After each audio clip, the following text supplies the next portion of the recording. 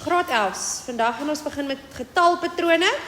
En in graad 10 het ons geleer van lineêre getalpatrone en in graad 8 en 9 het ons van lineêre getalpatrone geleer.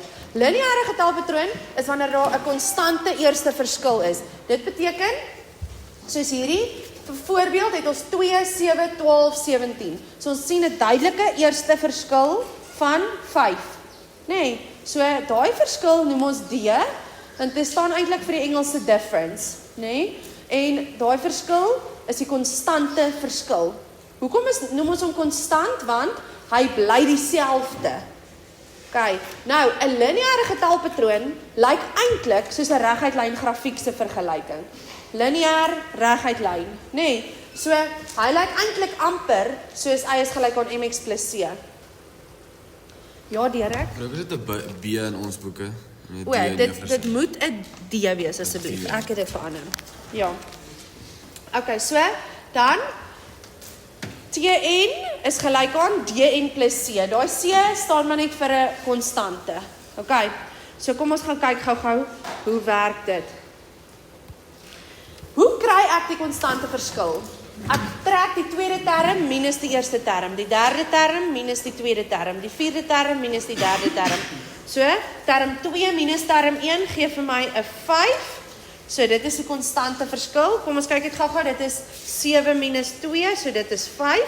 So dan vra ek eintlik vir myself, soos ons in graad 8 en 9 en 10 geleer het, wat doen ek met 2 om by die eerste term? Wat doen ek met 5? Wat doen ek met 5 om by die eerste term 2 uit te kom? Ek minus 3. Of ek kan sê, term 1 is 2 minus die konstante verskil wat 5 is, en dit gee vir my negatief 3. So dit wil sê, my algemene term of die reël vir hierdie patroon is Tn is gelyk aan 5n minus 3.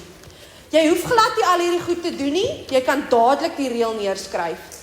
OK, hier is 'n ander manier hoe ek daaraan dink. Ek gaan gou hierdie deeltjie oordoen. Ek sê Tn is gelyk aan iets n plus of minus iets. OK, so hierdie is ons het geleer het tevore. Ons het gesê, kom ons sit hier voor die n, sit ons 'n konstante verskil in.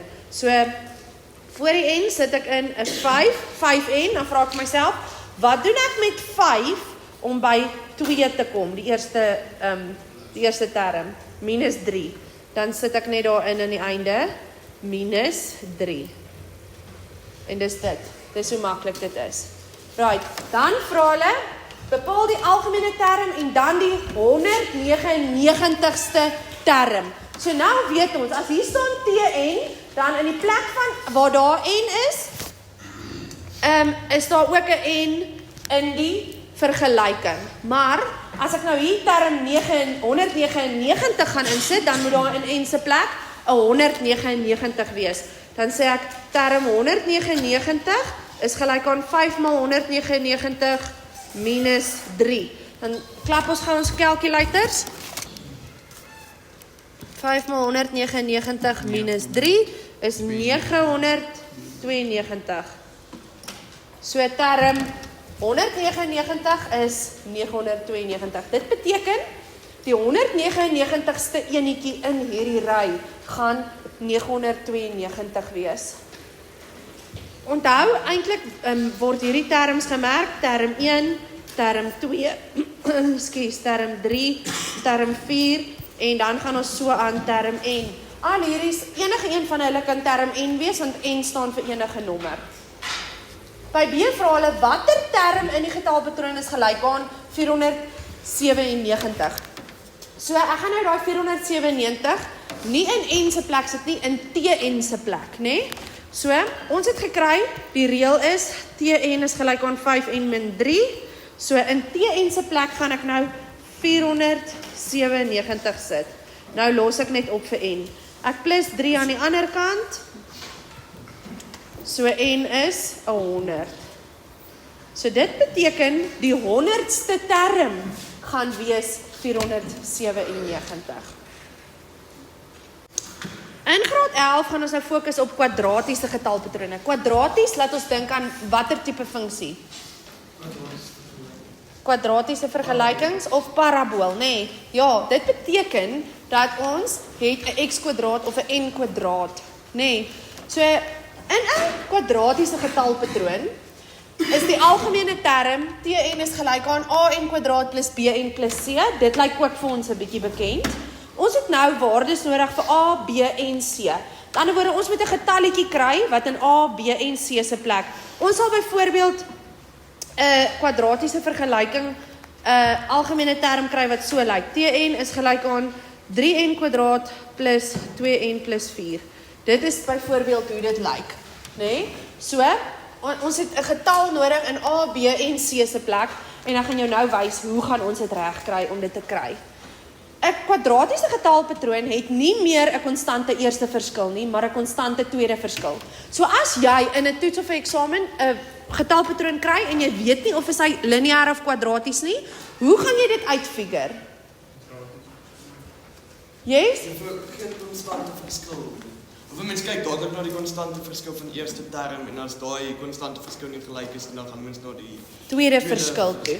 So as die eerste verskil gelyk is dit 'n lineêre patroon. Dan doen ons dit soos graad 8, 9 en 10. As die eerste verskil nie konstant is nie, maar die tweede verskil is konstant, dan het ons 'n kwadratiese getalpatroon. Dan doen ons dit so. So, as ek dit gaan neerskryf die getalpatroon. Hierdie is die patroon 2, 15, 17, 26. As ek kyk na die verskil tussen die eerste twee terme, dan sit 3, dan sit 5, dan sit 7, dan sit 9. Dan kry ek weer die verskil tussen die eerste verskille. Dis 2, 2, 2. Daar het ons nou 'n konstante tweede verskil.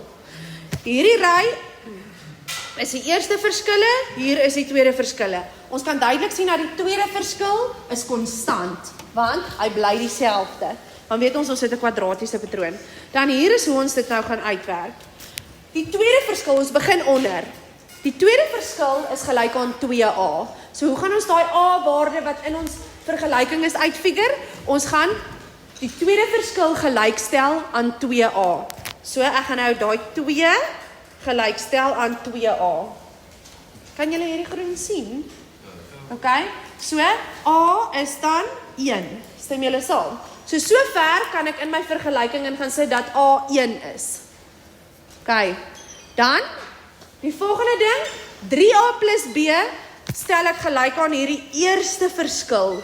Die heel eerste een van die eerste verskille. Ja, die heel eerste een van die eerste verskille is 'n 3. So 3a plus b is gelyk aan 3. Maar wat was a nou weer? 3 maal 1 plus b is gelyk aan 3. Nou gaan ek vir b uitwerk. So b is 0.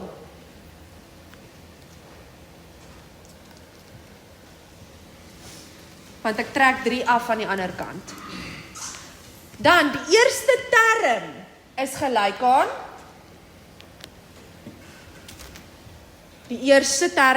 aan a plus b plus c. OK, so aan term 1 stel ek dit gelyk. So a plus b plus c is gelyk aan 2. Die eerste term, daar is die eerste term, hy is 2.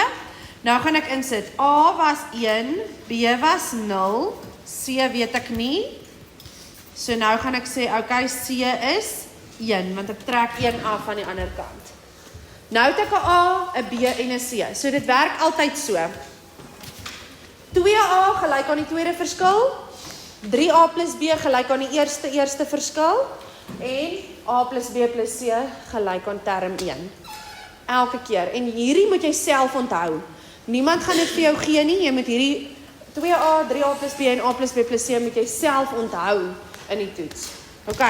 Dan, wat gaan ons vergelyking dan nou wees? Dit wil sê, Tn is gelyk aan an kwadraat, 1n kwadraat, plus bn, 0n, plus c, plus 1. So, hoe kan ons daai 'n bietjie mooier skryf? N kwadraat plus 1. Kom ons toets net gou of hy werk. Kom ons sit gou sommer term 3. Kom ons vat term 3, né? Ons weet nou term 3 is 10, né? Maar kom ons sit dit gou in ons vergelyking in. 3 kwadraat plus 1. Gee dit vir ons 10? Ja, so ons het hom nou getoets. Dit werk. Okay. Pause gou die video en dan doen jy hierheen op jou eie. En dan sal ek hom nou saam met jou doen. Okay, kom ons kyk gou na die antwoord. So 2a is gelyk aan die tweede verskil. 3a plus b is gelyk aan die eerste verskil en a plus b plus c gaan ons gelykstel aan die eerste term. Nou, weet julle wat vir my baie hartseer? As ek in 'n eksamen sien, iemand het hierdie formuletjies vergeet. Want is regtig nie moeilik nie. Hierdie is een van jou beste, maklikste punte wat jy kan kry. So jy beter daai goed onthou. Okay, so kom ons kyk. 2a is gelyk aan 6, so a is 3. Dan 3a plus b is gelyk aan 11, maar a was 3, so dis 3 maal 3 plus b is gelyk aan 11, so b is 2. En a plus b plus c is gelyk aan die eerste term wat 6 is. So dit is 3 plus 2 plus c is gelyk aan 6. En dit beteken c is 1. Die vergelyking is dan Tn is gelyk aan 3n² plus 2n plus 1.